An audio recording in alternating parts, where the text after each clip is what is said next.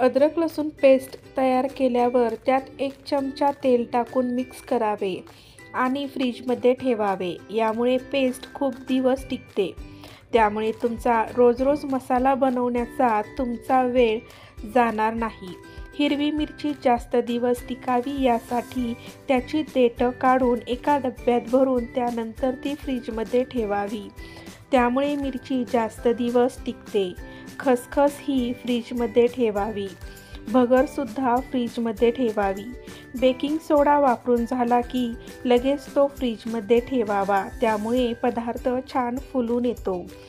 पुरी लाटल्यानंतर तळण्यापूर्वी 10 मिनिटे फ्रीजमध्ये ठेवावी, त्यामुळे तळताना ती जास्त तेल शोषून घेणार नाही। नेहमी फ्रीजमध्ये पदार्थाचा वास येऊ नये यासाठी फ्रीजमध्ये कोळशाचा 1 तुकडा ठेवावा।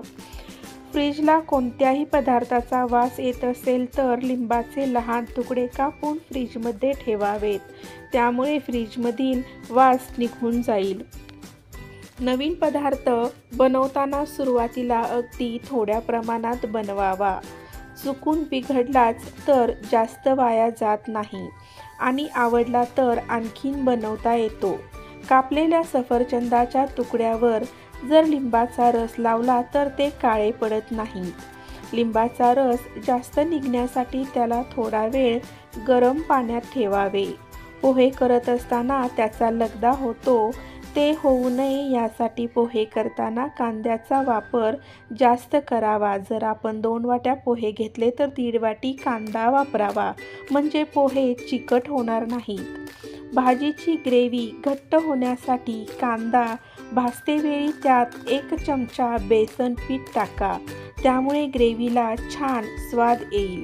कोणतीही गोड पदार्थ तयार करताना त्यात चिमूटभर मीठ टाका, त्यामुळे आणखीन चव छान होईल। पावसाळ्यात अनेकदा मिठाला पाणी सुटते, त्यावेळी बरणीत थोडेसे तांदूळ टाका, त्यामुळे मीठ मोकळे राहते। मित्रांनो, असेच नवीन टिप्स पाहण्यासाठी चॅनलला फॉलो करा।